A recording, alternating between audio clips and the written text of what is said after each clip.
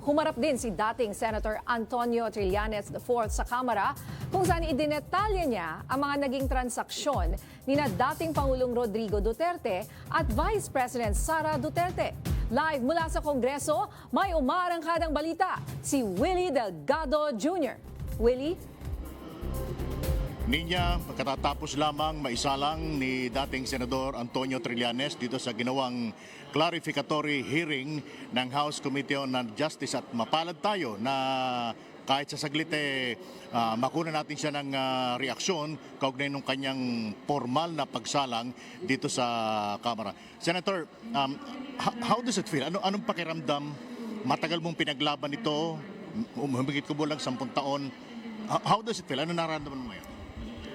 Of course, I feel vindicated, ano? Pero gaya nung nasabi ko kanina, in a way nakakalungkot. Kasi kung nung 2016, nung una kong inilabas ito, ay naniwala yung mga kababayan natin, sana malaking perwisyo po yung naiwasan natin. Ano? But nandiyan na yan, importante, nandito na nga ho, napatunayan na ng AMLAC na totoo yung mga nilalabas ko noon pa, sana magdulot naman ito ng conviction ni Sara Duterte. Bakit feeling vindicated ka? Dahil, di ba, nung nilabas ko po ito, nung una pa lang, nung nagkaroon kami ng stand-up sa BPI Julia Vargas, talagang yung mga supporter ni Duterte, sinisiraan ako. Tapos, nag-iimbento daw ako ng mga ebidensya. Pero 10 taon yon. Pero ngayon, maliwanag na kinumpirma na AMLAC na totoo yung mga sinasabi ko simula pa noon. Pero sa kabila niyan, sa pagharap mo ngayon dito sa Kamara, for sure, aatakihin ka pa rin ng mga Duterte.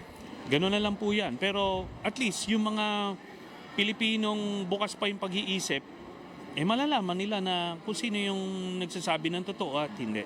Yung haba ng relasyon ng mga Duterte tsaka yung Sami Uy, sa tingin mo, ongoing pa rin ngayon o naputol na? Nung nawala na sila sa pwesto, si Michael Yang, hinahabol na, wanted na, nahinto na rin yung kanilang partnership. Ika nga, si Digong, nakakulong na. So, ganun na yan. Pero, marami na silang nakuha. Pinakinabangan na nila ng husto. Yung Pilipinas, habang nanunungkulan si Digong na mayor at presidente. Hindi na kita masyadong abalahin, Senator. Maraming salamat po. Si dating Senador Antonio Trillanes sa kanyang pagharap dito sa clarificatory hearing ng House Committee on Justice. Maraming salamat po, Senator. Kanina sa kanyang pagharap ay binasa muna niya yung kanyang mga affidavit na naglalaman, kinukwento niya kung paano nagsimula yung kanyang interes na imbestigahan ang sinasabing napakarami iba't ibang klaseng bank accounts ng pamilya Duterte mula sa iba't ibang klase ng mga bangko. Sa kabuuan sa pagtansya niya ni Senator Trillanes, nasa 2.4 billion umabot yung dami ng perang naglabas-pasok doon sa joint account. Pinakamalaki rito yung joint account. Sabi niya, yung joint account ng kanilang nung mag-ama, itong si Vice President Sara Duterte at yung kanyang ama na si dating Pangulong Rodrigo Duterte. Siya yung pangalawa sa huling isinalang dito sa ginawang pagdinig ng House Committee on Justice dito sa Kamara niya.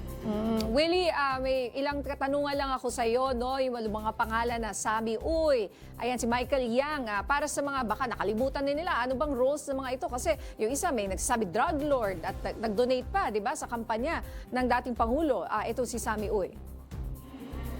Tama ka dyan, Ninya. Yan din yung mga binanggit kanina ni dating Senator Antonio Trillanes na koneksyon nitong si Sami Uy, si Michael Yang at ilang pa mga Chinese nationals sa pamilya Duterte. Pero ang lakad daw ng mga ito ay pawang illegal na droga, may kinalaman sa pogo at ilang pang mga kailigalan dito sa atin sa bansa.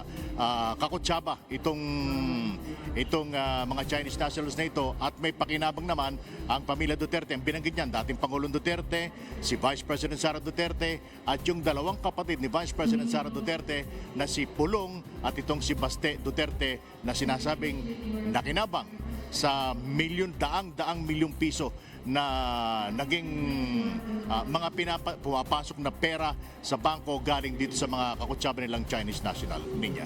At nasa na nga ba itong mga karakter na ito? Sina Michael Yang na wala na raw ata, wala. At saka si Sammy Uy. Gaya nga ng binanggit kanina ni Senator Trillanes, simula nung mawala sa pwesto ang dating Pangulong Duterte ay isa-isang nagsialisa na dito sa bansa itong mga Chinese nationals na ito. Pero ang paniwala naman niya, somehow, meron pa rin silang koneksyon dito sa mga Chinese nationals na sinasabing kakutsaba ng pamilya Duterte. Alright, maraming salamat, Willie Delgado Jr.